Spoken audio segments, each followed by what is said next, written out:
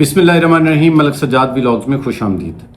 अगर आप Canada work permit के हवाले से कुछ सर्च कर रहे हैं, कनाडा वर्क परमिट हासिल करना चाह रहे हैं, वर्क परमिट को प्रोसेस करवाना चाह रहे हैं पाकिस्तान से, तो ये वीडियो एक बहुत ही अहम होगी आपके देखने के लिए, क्योंकि इसमें वो तमाम तर सवालों के जवाब आपको मिलेंगे जो कि लोग सारा दिन मुझसे या दूसरे कंसल्टेंट से पूछते हैं। पहली बात तो ये जहन में रखें कि किसी के पास कनाडा वर्क परमिट नहीं होता कि कोई आपसे कहे कि मुझे 20 लाख या 50 लाख दे दें तो मैं आपको वर्क परमिट दे दूंगा। आपने अगर कनाडा का वर्क परमिट लेना है तो वो एक प्रोसेस के तहत आपको मिलेगा। सबसे पहले तो आप ये देखें कि कनाडा में जो वर्क परमिट है वो किस किस कैटेगरी में मौजूद है या किस किस कैटेगरी में कनाडा को लोगों की ज़रूरत है। बेशुमार जो है वो यूट्यूब के ऊपर और दूसरे सोशल मीडिया जो लोग देखने वाले हैं वो इस बात को जानते हैं कि कनाडा में इस वक्त हर तरह की जो जॉब्स हैं वो अवेलेबल हैं और उसकी रिक्वायरमेंट मौजूद है।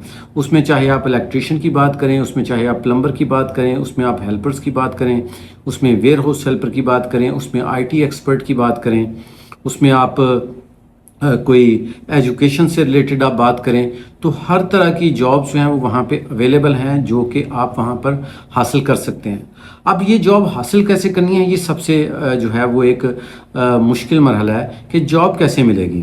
क्योंकि आम तौर पर ये होता है कि अगर आप 50 लाख या 60 लाख दें तो आपको कनाडा का वीज़ा मिल जाता है। आम तौर पर ये एक हमारे यहाँ जो है वो एक परसेप्शन है और लोग ये समझते हैं। इसमें यहाँ तक तो सदाकत ठीक है कि अगर आपका कोई वहाँ मौजूद है और वो वहाँ से आपको वर्क परमिट ख़रीद के दे रहा है तो यकीनन वो जितनी मर्ज़ी प्राइस जो है वो ले सकता है, क्योंकि वो उसका एग्रीमेंट है जिस बंदे से वो परचेज़ कर रहा है। जैसे मैं पाकिस्तान में हूँ और मैं कोई चीज़ परचेज़ करता हूँ तो 5 रुपये की मिलती है, मैं चाहे 50 की बेच दूँ, इसमें कोई ऐसी बात नहीं है।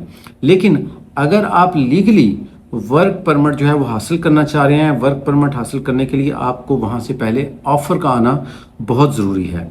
और ऑफ़र जो आती है वो दो तरीके से आती है, या वही तरीक़ेकार है 50-60 लाख वाला कि किसी से कहें वो ले ले आपसे पैसे और आपको वहाँ से किसी से वीज़ा परचेज़ करके दे दे, वो जो है वो जो LIM है वो भेजे यहाँ पे, ठीक है, जो कि लोकल मार्केट का जो उनका एक प्रोसेस है कि जी जिसको आसान अल्फाज में आप ये समझते हैं कि अगर मैं पाकिस्तानी हूँ और मैं होटल चला रहा हूँ और मुझे कुक की ज़रूरत है तो मैं वहाँ पर क्या करूँगा कि पहले उनको बताऊँगा जी मुझे बंदा चाहिए, वो कहेंगे कि जी लोकल मार्केट में देखें इसमें है बंदा या नहीं है, मैं कहूँगा जी नहीं है, फिर वो मुझे कहेंगे अच्छा पाकिस्तान से बुला लो। तो ये एक तरीक़ेकार है।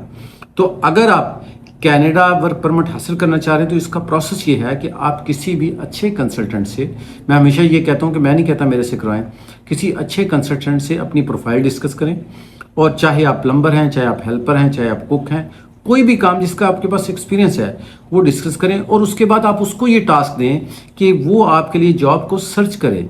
जब वो आपके लिए जॉब सर्च करेगा, जॉब सर्च करने के बाद आपको कहीं ना कहीं से ऑफ़र लेके देगा, तो उसके बाद जो है वो पाकिस्तान से उसका वीज़ा आप अप्लाई करेंगे। और वीज़ा अप्लाई करने की फ़ीस उतनी है जितनी कि दूसरे वीज़े की है, 45-50 हज़ार रुपया, जो कि एप्लीकेशन प्रोसेस फ़ीस है।